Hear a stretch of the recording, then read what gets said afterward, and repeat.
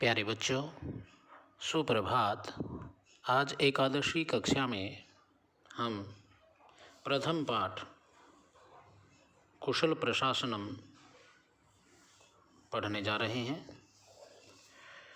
भास्वती भाग 1 का यह पहला पाठ वाल्मीकि रामायण के अयोध्या कांड के 100वें सर्ग से संकलित किया गया है। श्री रामचंद्र जी चित्रकूट में वनवास का समय बिता रहे थे और भाई के बिछुड़ने की पीड़ा को लेकर के भरत उनसे मिलने गए। उनके मिलने पर राम ने उनका कुशलक्षेम पूछा और इस क्रम में जो बातचीत होती है उसके साथ साथ श्री रामचंद्र जी भरत को राज्य से संबंधित राजनीति विज्ञान का ज्ञान प्रदान करते हैं। तो इस पाठ में बताया गया है कि एक राजा के क्या क्या कर्तव्य होने चाहिए। एक राजा को मंत्रियों के साथ कैसा व्यवहार करना चाहिए, अपने सेवकों के साथ कैसा व्यवहार करना चाहिए, सेना के साथ कैसा व्यवहार करना चाहिए, राजा को कहाँ पर कठोर होना चाहिए, उसका दंड विधान कैसा होना चाहिए, कहाँ उसको विनम्रता के साथ पेश आना चाहिए। तो ये राजा के जो कर्तव्य हैं, नेतृत्व क्षमता, लीडरशिप, इस पाठ में ये दर्शाया गया है कि एक राजा में विलक्षण प्रतिभा होनी चाहिए और उसके अनुसार नेतृत्व प्रदान करना चाहिए। तो आइए हम पढ़ते हैं कुशल प्रशासन। पहला श्लोक। जटिल चीर वसनम प्रांजलिम पतितं भुवि ददर्श रामो दुदर्शम युगान्ते भास्करम यथा। जटिलम जटाधारी, अब ये द्वितीय विभक्ति एक वचन है। चीर वसनम, चीर वसन का अर्थ है जो वल्कल वस्त्र होते हैं, चीर वसन यानी कपड़े की छाल। प्रांजलिम, प्रणाम करते हुए। दुदर्शम, दुखपूर्वक जिसको देखा जा सके। युगान्ते, एक समय के अंतराल में, एक युग के अंत में। यथा, जिस प्रकार। भास्करम मैंने सूर्य को, ददर्श मैंने देखा। तो ये इसके शब्दार्थ हैं। युगान्ते, युग के अंत में। दुदर्शम मैंने कठिनता से दिखाई देने वाले। भास्करम यथा, जैसे सूर्य के समान। रामो मैंने श्री रामचंद्र जी ने। जटिलम मैंने जटाधारी, पेड़ की छाल के वस्त्र को धारण करने वाले। जटिलम, जटा वस्त्र धारण करने वाले। चीर वस्त्रम, चीर वस्त्रम, चीर वसनम का अर्थ है छाल के वस्त्र को धारण करने वाले। जमीन पर गिर करके। पतितम भुवि, पतितम मैंने गिरते हुए, भुवि मैंने भूमि पर। प्रणाम करने वाले। प्रांजलि मैंने नमस्कार करने वाले भरत को देखा। अब यहाँ पर ये जो जितने भी विशेषण हैं ये सारे के सारे भरत के हैं। और राम ने देखा। जटिलम भी, चीर वसनम भी, प्रांजलिम, ये सब भरत के लिए आए हैं। एक बार फिर इस श्लोक को हम पढ़ते हैं। जटिलम, जटा को धारण करने वाले। चीर वसनम, वल्कल वस्त्र को धारण करने वाले। प्रांजलिम मैंने प्रणाम करते हुए को। पतितम मैंने गिरते हुए को। भूवि मैंने भूमि पर, भूमि पर गिरकर प्रणाम करते हुए को। रामः, राम ने। दुदर्शम मैंने बड़ी कठिनता से उसी प्रकार देखा जैसे युग के अंत में सूर्य को ददर्श मैंने देखा हो। क्योंकि भरत पहले अपने ननिहाल गए हुए थे, मामा जी के घर गए हुए थे, तो इस कारण से काफ़ी अंतराल के बाद, एक गैप के बाद उनको देख रहे हैं। तो इस कारण से कहा है कि जैसे किसी बहुत लंबे समय के बाद सूर्य निकलता है, वैसे ही भरत को उदित होते हुए देखा, आते हुए देखा। दूसरा श्लोक। कथंचित अभिविज्ञाय विवर्णवदनं कृशं भ्रात्रं भरतं रामः परिजग्राह पाणिना।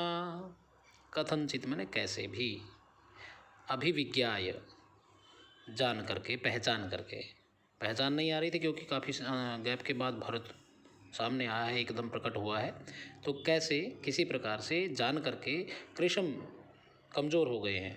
विवर्ण वदन, जिसका मुख उदास है, पाणिना मैंने हाथों से, परिजग्राह मैंने पकड़ लिया।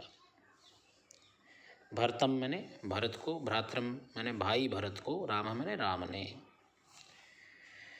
उदास चेहरे वाले, विवर्ण वदनम, उदास चेहरे वाले, कमज़ोर शरीर वाले, कृष्ण मैंने कमज़ोर शरीर वाले, भ्रातरम भरतम भाई भरत को, राम मैंने श्री रामचंद्र ने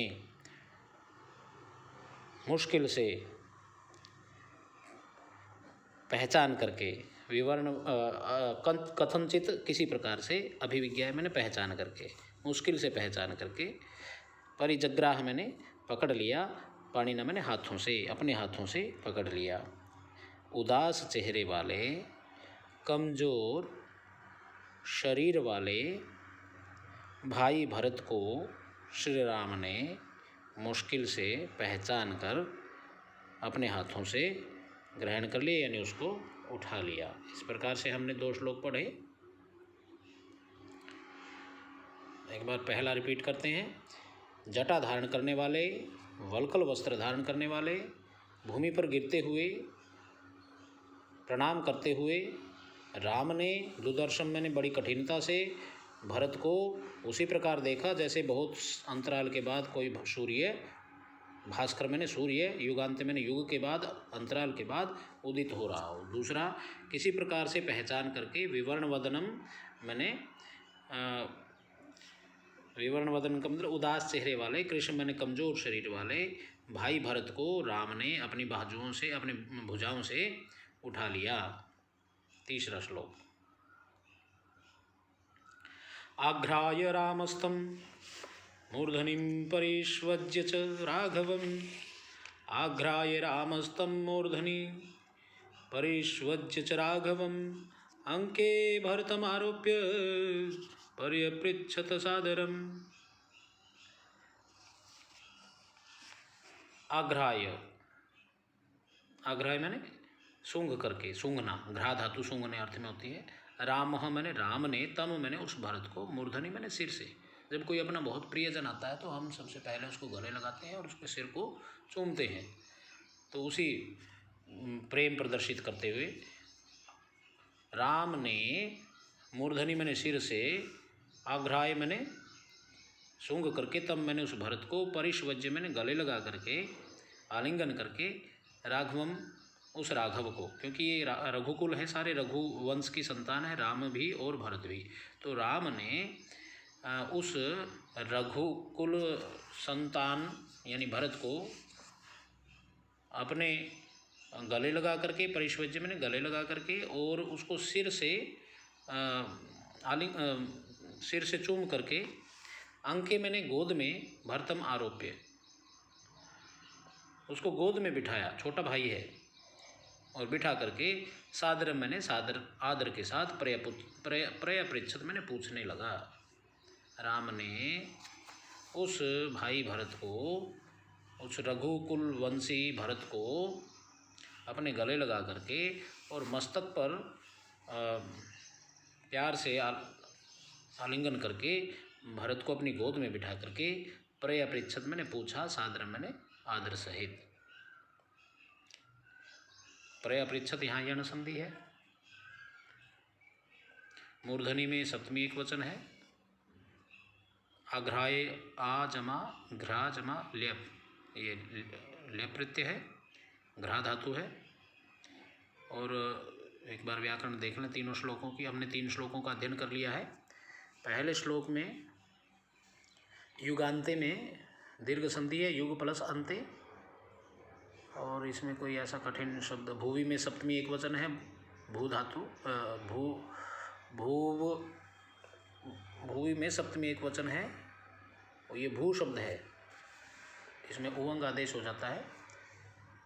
और द्वितीय श्लोक में कथनचित जमा अभिविज्ञाय, ये जसत्व संधि है, पहले को तीसरा ताकुदा हो गया है, और अभिविज्ञाय में अभि उपसर्ग है, वि उपसर्ग है, ज्ञा धातु है, और लेप प्रत्यय है। दोबारा फिर मैं धीरे से बोलता हूँ, आराम से बोलता हूँ। इतनी स्पीड से नोट नहीं किया जा सकता। कथनचित जमा अभिविज्ञाय, अभि उपसर्ग है अभिविज्ञाय शब्द में, वि उपसर्ग है, 2 उपसर्ग लगे हुए हैं, ज्ञा धातु है और ल्यप प्रत्यय है। इसके बाद इसमें पाणिना शब्द आता है, पाणी शब्द है और पाणिना शब्द जो बनता है जैसे साधुना बनता है तृतीय एक वचन, उसी तरह से पाणिना भी तृतीय विभक्ति का एक वचन है। तीसरे श्लोक में आग्राह्य में भी लेप प्रत्यय है। रामस्तम में विसर्ग संधि है, रामः जमा तम, और परिष्वज्य परिउपसर्ग, यहाँ भी लेप प्रत्यय है। इसके बाद आरोप्य आ जमा रोप धातु लेप प्रत्यय, पर्यपृच्छद, यहाँ पर यण संधि है, परि जमा अपृच्छद,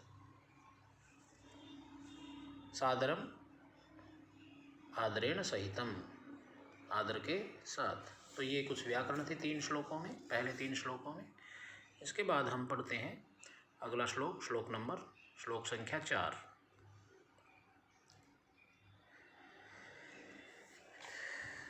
कच्चिदात्मसमाशूराः श्रुतवन्तो जितेन्द्रियाः कुलीनाश्चैङ्गिताज्ञाश्च कृतास्ते तात मंत्रिणः। अब राम प्रश्न करता है, राम भरत से पूछते हैं कि आपने राज्य का कार्यभार संभालना है, क्योंकि मैं तो अपने पिता की आज्ञा के पालन के लिए 14 वर्ष के लिए प्रतिबद्ध हो चुका हूँ, इसलिए मैं लौट कर नहीं आ सकता। मैं अपने 14 वर्ष के उपरांत ही अपना राज्य आपसे लूँगा, तब तक आपने राज्य को देखना है। तो उसमें सबसे पहले मंत्रियों की बात होती है और राम भरत से पूछते हैं, कच्चित आत्मसमा, कथ जमा चित, आत्मसमा, अपने समान, जैसे तुम शूरवीर हो, गुणवान हो, बुद्धिमान हो, उसी क्वालिटी जितने गुण तुम में हैं उतने ही। कच्चित आत्मसमा, क्या तुमने अपने बराबर, शूरा मैंने सूरी, जो शूरवीर हैं, बहादुर हैं, और श्रुतवंतः, जो शास्त्र के जानने वाले हैं, श्रुतियाँ होती हैं शास्त्र, श्रुतवंतः मैंने शास्त्रों को जो जानने वाले हैं, और जितेंद्रिय हैं, जो इंद्रियों पर काबू रखते हैं, किसी के मन मोह में लालच में नहीं फंसते। काम क्रोध लोभ मोह अहंकार, जो ये 5 विकार हैं, इनके वशीभूत जो नहीं होते, उनको हम जितेंद्रिय कहते हैं।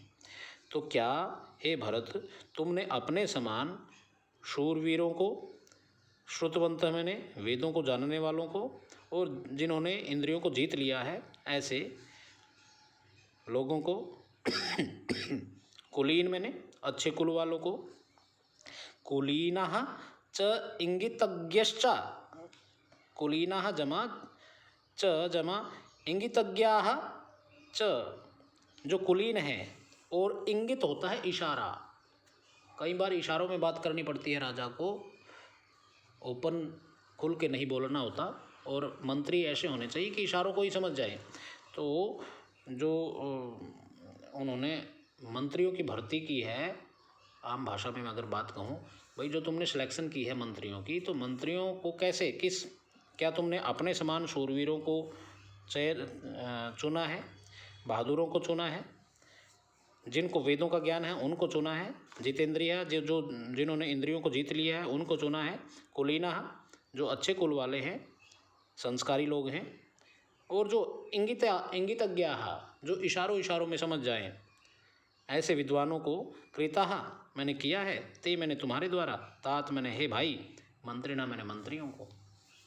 क्या तुमने मंत्रियों को नियुक्त करते समय अपने समान वीरों को, बहादुरों को, वेदों को जानने वालों को, श्रुतवंत मैंने वेदों को जानने वालों को, इंगितज्ञ कुलीना अच्छे कुल वालों को, और इंगितज्ञ जो इशारों को समझ जाए, ऐसे मंत्रियों को क्या तुमने नियुक्त किया है, अर्थात तुमने अपने राज्य में ऐसे मंत्रियों की नियुक्ति की है। ये पहला प्रश्न राम ने भरत के ऊपर दाग दिया। और भी प्रश्न करता है। अब इसमें पहले व्याकरण देख लेते हैं। श्रुतवन्तः, तो यहाँ पर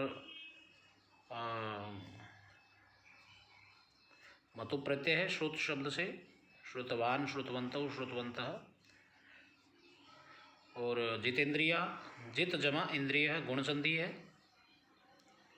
कुलीना जमा च, यहाँ पर विसर्ग संधि है। और च जमा इंगितज्ञा, यहाँ पर गुण संधि है। दोबारा फिर सुनिए, कुलीना कुलीनाश्च, इस शब्द में कुलीना जमा च और इंगितज्ञा जमा च, इन दोनों में तो विसर्ग संधि है। और च जमा इंगितज्ञा, यहाँ पर जो च का चे हो रहा है वो ए गुण संधि के कारण हुआ है। इसके बाद है श्लोक नंबर 5। मंत्रो विजय मूलम ही राज्ञाम भवति राघव, सुसंवृत्तो मंत्रिधुरैर अमात्यैः शास्त्र कोविदैः। इन शब्दों को अगर एक एक करके अलग अलग करके तोड़े तो ये शब्द हमें अपने आप अर्थ दे रहे हैं। मंत्रो विजय मूलम ही राज्ञाम भवति राघव। मंत्रो मैंने मंत्री, यानी मंत्रणा देने वाला। अगर अच्छा मंत्री है तो समझ लो वो हमारी विजय का मूल है, वो हमारी विजय की जड़ है। हे राज्ञाम, राघव मैंने हे राघव, हे भरतवंश, हे रघुकुलवंशी भरत, राजाओं का जो विजय का जो मूल मंत्र है या विजय की जो जड़ है वो मंत्री ही हैं। क्योंकि अगर सही सलाह देंगे तो हमेशा जीत होती है, और अगर गलत मंत्रणा होती है तो हम बहुत विनाश हो जाता है। इसलिए मंत्रियों का विद्वान होना, समझदार होना, ज्ञानी होना बहुत ज़रूरी है। ये प्रथम लाइन है, फर्स्ट लाइन। हे राघव, राजाओं का जो विजय का मूल है वो मंत्र ही है, यानी मंत्री की नियुक्ति ही है। सेकंड लाइन, सुसंवृत्तो, सुसंवृत्तो का अर्थ है अच्छी प्रकार से नियुक्त किया गया। मंत्री धुरई ही, अच्छी प्रकार से नियुक्त किया गया। मंत्री धुरई, धुरंधर मंत्रियों के द्वारा, जो श्रेष्ठ मंत्री हैं। अमात्य ही, अमात्य का अर्थ भी मंत्री होता है। जो शास्त्र को जानने वाले, शास्त्र कोविदई, जो शास्त्र के ज्ञाता हैं, उनके द्वारा जो अच्छी प्रकार से किया गया है, उनका किया हुआ ही जो शास्त्र को, एक बार सेकंड लाइन को ध्यान से समझिए। जो धुरंधर मंत्री हैं, मंत्री धुरई ही अमात्य ही, जो धुरंधर विद्वान मंत्रियों के द्वारा, जो शास्त्र को जानने वाले मंत्रियों के द्वारा सुसंवृत्त मैंने किया गया है, वह ही, अब फर्स्ट लाइन पे आइए, वह किया हुआ ही हे राघव राजाओं की विजय का मूल मंत्र होता है। तो यहाँ पर सेकंड लाइन में मंत्री धुरई ही जमा अमात्य ही, तो धुरई के बाद विसर्ग आ जाएगी और संधि विच्छेद कर देंगे, यहाँ पर विसर्ग संधि है। तो ये था 5वां श्लोक। इसमें सेकंड लाइन से अर्थ बनाना शुरू करें, फिर फर्स्ट लाइन पे जाएं तो श्लोक समझ में आ जाएगा। जो धुरंधर मंत्री हैं, सेकंड लाइन का सेकंड शब्द धुरंधर मंत्री, मंत्री धुरई ही, जो मंत्रियों की धुरी है, अमात्य ही मंत्री, और शास्त्र कोविदई ही, और जो शास्त्रों को जानने वाले हैं उनके द्वारा जो सुसंवृत्तो, जो काम कर दिया गया, वह कार्य ही। अब फर्स्ट लाइन के लास्ट शब्द पे ये राघव मैंने हे राघव, हे रघुकुलवंशी भरत, वह किया हुआ कार्य ही राजाओं का, राज्ञा मैंने राजाओं का विजय का मूल मंत्र होता है। श्लोक नंबर 6।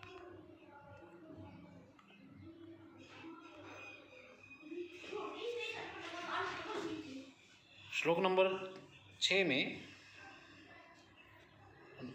जागते रहना, सोते रहना, भाई हमें सोना भी ऐसे चाहिए कि हमें जागते हुए और सोते हुए भी सब चीज़ों का भान हो। हमें इस तरह से ऐसे मंत्रियों को जो हमेशा जागते हुए भी सोते रहे और सोते हुए भी जागते रहें, अपना शरीर का जो आराम है वो भी पूरा हो जाए और कोई गड़बड़ भी ना करे, किसी प्रकार की राज्य में कोई विसंगति ना आए, तो इसमें छठे श्लोक में बताया गया कंचित निद्रावसम नैषि कंचित काले अवबुध्य से कच्चित च पर रात्रेषु चिंतयसी अर्थ नैपुण्यम। निद्रावसम सोना, नींद के अधीन होना, अवबुध्य से जागते हो। आगे है अपर रात्रेषु, सेकंड लाइन का कच्चित च के बाद, रात के अंतिम पहर में, अपर रात्रेषु रात के दूसरे भाग में, चिंतयसी मैंने चिंतन करते हो, अर्थ नैपुण्यम जो धन से जो इकोनॉमी है, धन से संबंधित जो निपुणता है उसके बारे में क्या तुम सोचते हो। तो राम अगला प्रश्न करते हुए कहता है कि हे भरत, तुम दिनचर्या से संबंधित जो प्रश्न पूछे जाते हैं कि आप कच्चित निद्रावसम नैषि, आप कितने बजे सोते हो, निद्रावसम नींद के अधीन कितने होते हो, कच्चित काले अवबुध्य से और किस काल उठते हो, कितने बजे सोते हो, कितने बजे जागते हो, और कच्चित च रात्र अपर रात्रेषु और रात के दूसरे भाग में, क्योंकि दिन में अगर धन के बारे में सोचेंगे तो हमारे पास कितना धन है, तो बाहरी देशों को अगर इसकी जानकारी हो गई तो वो अनुमान लगा लेता है कि भाई हमें इतनी ताकत के साथ इस पर आक्रमण करना है। तो इसलिए गुप्त बातों को रात में ही मंत्रणा करनी चाहिए।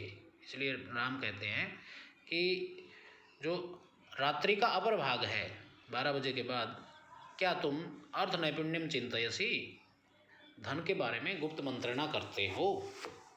श्लोक नंबर 6 अपने मंत्रियों के साथ।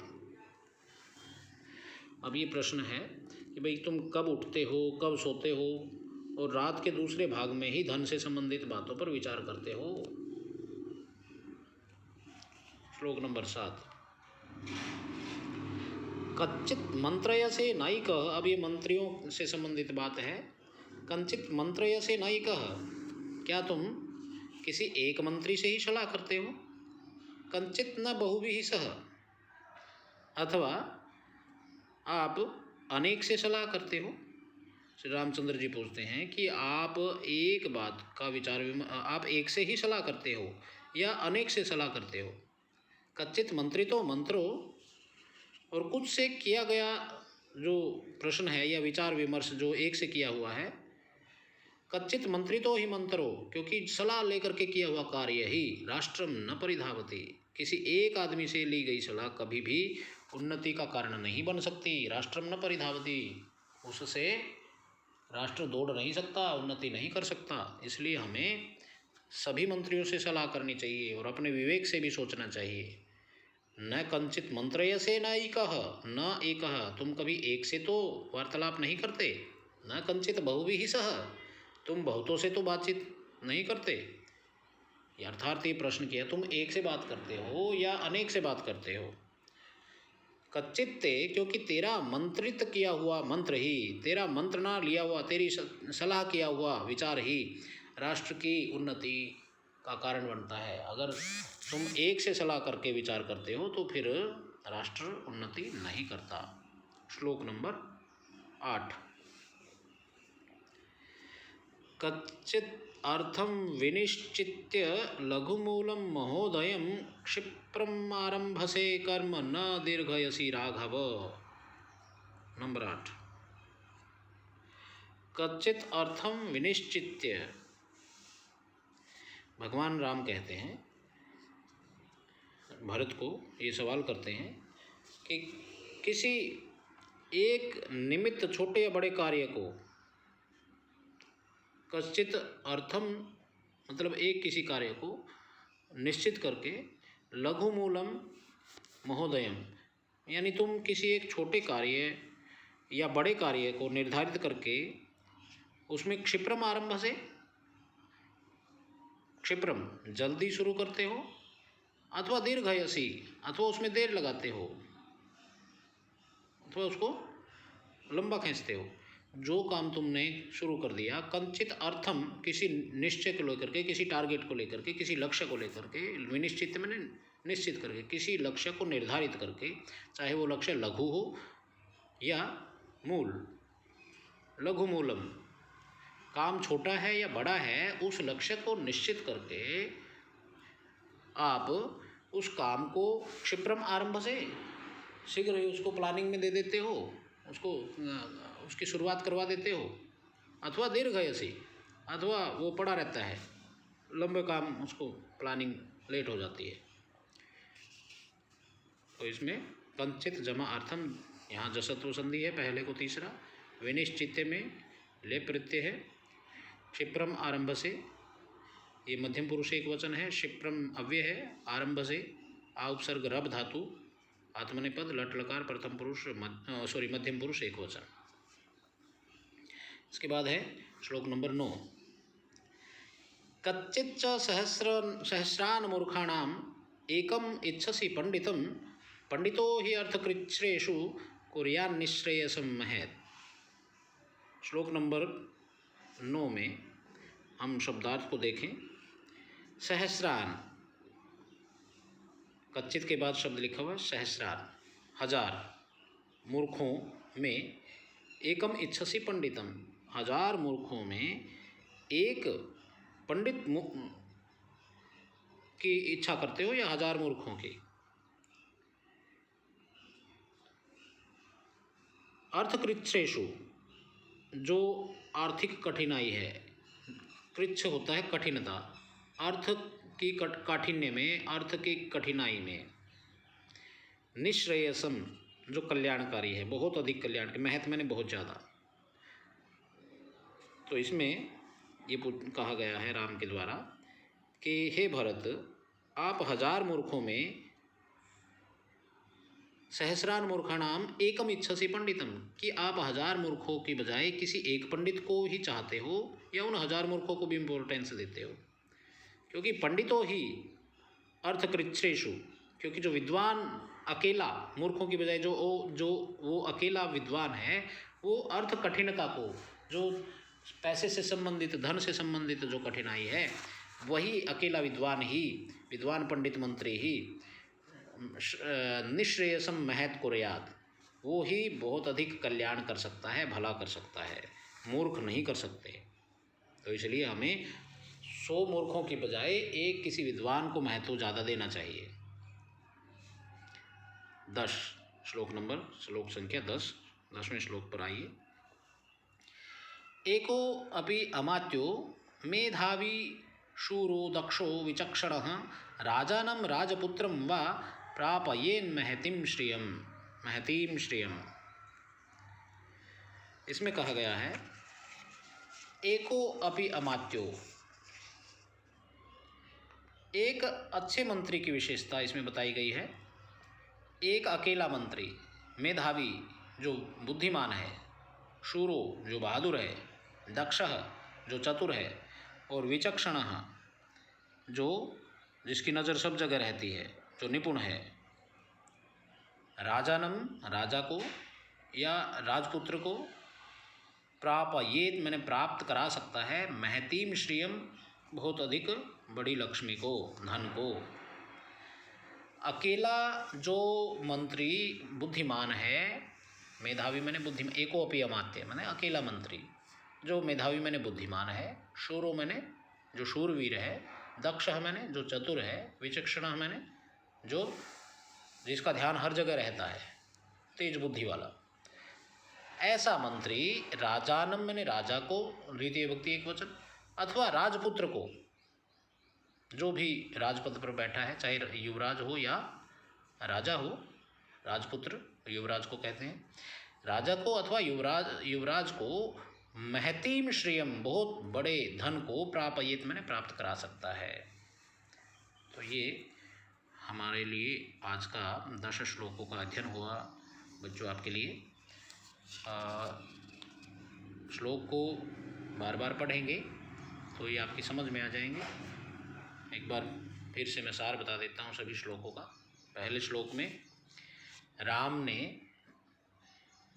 भरत ने राम को प्रणाम किया है और राम ने भरत को देखा है, ये पहले श्लोक में बात हुई। और वो भरत कैसे हैं? जिसने जटा को धारण कर रखा है, सिर पे जटाएं हैं, और जिसने वल्कल वस्त्र को धारण कर रखा है, प्रांजलि में जिसने हाथ जोड़ रखे हैं और भूमि पर गिरते हुए हाथ जोड़े हैं राम के आगे। और राम ने भी बड़ी कठिनता से, क्योंकि दूर से भागा आ रहा था, बड़ी कठिनता से राम ने उसी प्रकार भरत को देखा जैसे किसी युग के बाद सूर्य को देखा हो। दूसरे श्लोक में किसी प्रकार से विवर्ण वदन मैंने कमज़ोर, कृष्ण विवर्ण वदन मैंने दुखी मन वाले और कृष्ण मैंने कमज़ोर शरीर वाले भाई भरत को पहचान करके, अभिविज्ञा मैंने पहचान करके राम ने अपने एक भुजा से अपने भाई को, भरत को परिजग्राह मैंने पकड़ लिया। ये दूसरे श्लोक में बात कही।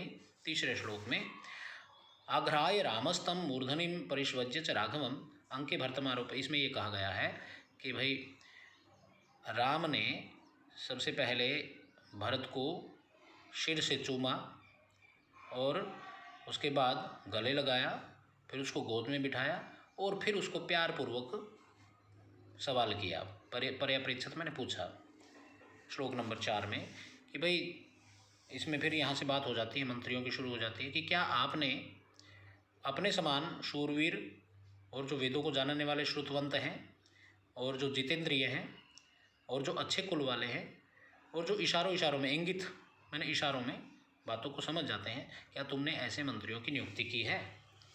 श्लोक नंबर 5 में ये कहा है, क्योंकि सेकंड लाइन में जो सेकंड शब्द है मंत्री धुरई अमात्य, जो धुरंधर मंत्रियों और शास्त्र कोविद, जो शास्त्रों को जानने वाले मंत्रियों के द्वारा सुसमृत मैंने अच्छी प्रकार से किया गया काम ही, हे राघव, हे भरतवंशी राघव, राजाओं की वो विजय का मूल मंत्र होता है, इसलिए शास्त्रों को जानने वाले और धुरंधर मंत्रियों की ही नियुक्ति करनी है। ये थे श्लोक नंबर 5 तक की बात। अब श्लोक नंबर 6 में कहा गया है कि हे भाई भरत, तुम किस समय जागते हो? पहले निद्रावस्था मैंने किस समय तुम सोते हो, निद्रा के अधीन किस समय होते हो और किस समय तुम उठते हो, और रात के अपर भाग में यानी गुप्त काल में ही तुम धन संबंधी जो चर्चा है उसको करते हो, या ओपन अपने धन के बारे में सबको कह देते हो कि यहाँ इतना धन है और इतना और खजाना हमें कवर करना है। तो ये प्रश्न राम के द्वारा 6ठे श्लोक में किया गया है। 7वें श्लोक में पूछा गया है कि भाई तुम एक मंत्री से ही मंत्रणा करते हो अथवा अनेक मंत्रियों से सलाह करते हो। फिर सेकंड लाइन में 7वें श्लोक के कहा है कि भाई एक मंत्री से की गई मंत्रणा, एक व्यक्ति से ली गई कभी सलाह राष्ट्र की उन्नति का कारण नहीं बनती, राष्ट्रम न परिधावती। ये 7 श्लोक में बात कही गई। श्लोक नंबर 8 में कंचित अर्थम विनिश्चित्य, तो इसमें ये कहा गया कि जो काम तुमने, जो लक्ष्य, अर्थम मैंने लक्ष्य, जो तुमने अर्थ, जो लक्ष्य तुमने निश्चित कर लिया, चाहे वो लघु है अथवा मूल है, दीर्घ है या छोटा है या बड़ा है, उस शुरू किए हुए लक्ष्य को, छोटे या बड़े लक्ष्य को आप क्षिप्रम आरंभ से जल्दी शुरू कर देते हो या उसमें दीर्घयसी या पड़ा रहता है, फिर वो दीर्घयसी मैंने देर तक शुरू करते हो। श्लोक नंबर 9 में बात कही कि 1000 मूर्खों की अपेक्षा क्या तुम एक अच्छे पंडित मंत्री की चाह रखते हो? कंचित सहस्र मूर्खाणाम एकम इच्छसि, क्योंकि पंडितों ही, सेकंड लाइन में, क्योंकि एक विद्वान पंडित मंत्री ही अर्थकृच्छेषु, जो धन संबंधी कठिनाई है उसमें वो कल्याण करा सकता है, महत कल्याण करा सकता है, बहुत भला मतलब सही सलाह दे सकता है, रास्ता निकाल सकता है। श्लोक नंबर 10 में बात कही गई है, एको अपि अमात्यो, एक जो मंत्री, जो विद्वान है, मेधावी, बुद्धिमान है, शूर, जो शूरवीर है, दक्ष, जो चतुर है, विचक्षण है और जो 4 आंखों वाला है, मतलब सभी तरह का ज्ञान रखता है, बड़ा तेज हो, जो ऐसे मंत्री राजानम मैंने राजा को अथवा युवराज को, राजपुत्र को, श्रियम मैंने लक्ष्मी को, प्रापयेत महतीम श्रियम, बहुत बड़ी लक्ष्मी को प्राप्त करा सकता है। तो ये मैंने पहले मैंने विस्तार से बताया और फिर संक्षेप में बताया, और उम्मीद करता हूँ बच्चों आपकी ये श्लोक समझ में आ गए होंगे, आप इनका अध्ययन करें। शुभकामनाएं, धन्यवाद, बहुत बहुत आभार।